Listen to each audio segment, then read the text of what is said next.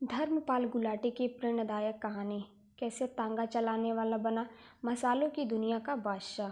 दोस्तों, आप सब ने टीवी पर एमडीएच मसाले का विज्ञापन तो देखा ही होगा। इस विज्ञापन में आपको हमेशा एक बुजुर्ग व्यक्ति दिखते हैं, ऊर्जा के साथ मसालों का विज्ञापन करते हैं। इस बुजुर्ग व्यक्ति को देखकर आप सब भी नहीं सोच सकते कि बुजुर्ग व्यक्ति महान व प्रधान है, जिनकी ज़िंदगी हजारों उद्यमियों के लिए प्रेरणा स्रोत बनी हुई है। दोस्तों, यह बुजुर्ग व्यक्ति ही एमटीएच कंपनी के मालिक धर्मपाल गुलाटी हैं, जिन्हें भारत में मसालों का बादशाह कहा जाता है। मसालों के राजा कहे जाने वाले महाराज धर्मपाल गुलाटी का जन्म 27 मार्च 1923 को पाकिस्तान के सियालकोट में एक सामान्य परिवार में हुआ था। उनके पिता महाराज चुन्नी लाल एक सामाजिक संगठन में काम करते थे। इसी ऑर्गेनाइजेशन में चुन्नी लाल जी ने अपने मसालों का एक छोटा कारोबार खोला था, जिसका नाम महाशीन दिहाई पीवीटी LTD था। धर्मपाल गुलाटी बचपन से ही काफ़ी चंचल प्रवृत्ति के थे और उनका पढ़ाई लिखाई में बिल्कुल मन नहीं लगता था। हर माता पिता की तरह चुन्नी लाल गुलाटी चाहते थे कि उनका बेटा पढ़े लिखे और बड़ा आदमी बने, पर जब वे अपने बेटे को देखे तो उन्हें काफ़ी निराशा होती। गुलाटी ने जैसे तैसे करके चौथी कक्षा पास कर ली। तुरंत जब उन्होंने 5वीं क्लास की परीक्षा दी तो फेल हो गए। पढ़ाई लिखाई में उत्साह नहीं होने के कारण और 5वीं में फेल हो जाने के कारण धर्मपाल गुलाटी ने पढ़ाई को छोड़ने का निश्चय कर लिया। अपने बेटे के इस तरह पढ़ाई छोड़ने की बात से उनके पिता को काफ़ी निराशा हो गई थी। 15 साल की उम्र तक आते आते धर्मपाल गुलाटी जी सैकड़ों काम किए, पर किसी भी काम में ज़्यादा दिन तक नहीं टिक पाए। अपने बेटे के इस चंचल मन को देखकर चुन्नी लाल गुलाटी ने यह फैसला लिया कि वे अपने बेटे से ही अपने दुकान मिर्च मसाले व में काम कराएंगे और व्यवसाय की गुण सिखाएंगे। सन 1947 में भारत के लोगों को आज़ादी मिली। आज़ादी के साथ साथ वह घाव भी मिले, जिसका दर्द आज भी लोग भोग रहे हैं।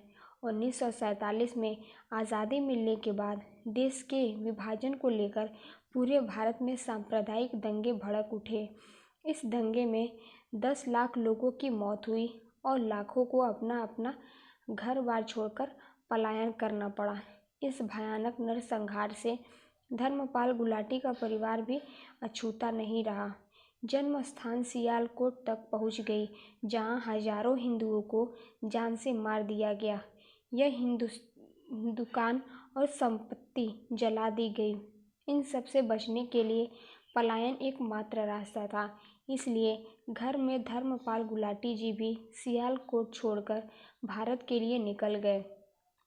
भारत पहुंचने के बाद उन्होंने कुछ दिन अमृतसर के रिफ्यूजी कैंप में बिताए। फिर वहां से वह देश की राजधानी दिल्ली में अपने एक रिश्तेदार के घर आ गए। देश के विभाजन के बाद उनका घर, दुकान, व्यवसाय सब पाकिस्तान के हिस्से में चला गया और सब बर्बाद हो गया। धर्मपाल गुलाटी जब पाकिस्तान हिंदुस्तान आए थे तब उनके पास कुछ पैसे थे। इसी पैसों से अतः उन्होंने एक तांगा घोड़ा गाड़ी खरीदी और तांगा चलाने लगे। धर्मपाल गुलाटी ने कुछ दिनों तक तांगा चलाया, फिर उन पर उनकी चंचल मन की प्रवृत्ति होने लगी, क्योंकि तांगा चलाकर इतने पैसे नहीं मिल पा रहे थे कि अपने परिवार का खर्चा चला सके। अतः उन्होंने तांगा चलाने का काम छोड़ दिया। तांगा चलाने छोड़ने यह बात उन्होंने अपने पुराने व्यवसाय में शुरुआत करने का निर्णय लिया, परंतु वह इतना आसान नहीं होने वाला था, क्योंकि अब वे सियालकोट में नहीं थे बल्कि दिल्ली में थे, जहां उनके पास कुछ नहीं था। सियालकोट में उनके पिता की अपनी एक दुकान थी। वे क्षेत्र के सबसे अच्छे मसाले के व्यापारी थे और वह सारे संसाधन मौजूद थे। उनकी मसालों की दुकान अपने क्षेत्र में नाम और गुडविल हासिल कर चुकी थी और एक अच्छा कस्टमर बार भी था, परंतु दिल्ली में यहाँ उन्हें कोई जानता तक नहीं था। धर्मपाल गुलाटी को अब फिर से ज़ीरो से शुरुआत करनी थी, परंतु धर्मपाल गुलाटी इन सब से घबराए नहीं, क्योंकि उन्होंने मसाले के व्यवसाय में काफ़ी अनुभव था। वे खुद अपने पिता के साथ मसाले पीसने थे। अपने पिता द्वारा किए गए कार्यों और सिखाए गए व्यवसाय गुरु से प्रेरित होकर उन्होंने फिर से अपनी पुश्तैनी व्यवसाय शुरू किया और मसालों के बादशाह बने।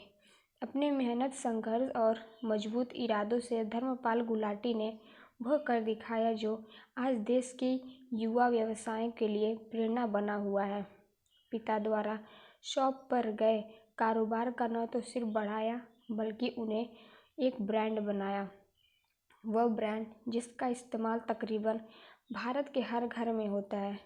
बहुत कम लोग ही महाराज श्री की सफलता के पीछे के कठिन परिश्रम को जानते हैं। अगर मेरी यह कहानी आप सबको पसंद आई हो तो मेरे चैनल को लाइक, सब्सक्राइब एंड शेयर ज़रूर करें। Thanks for watching.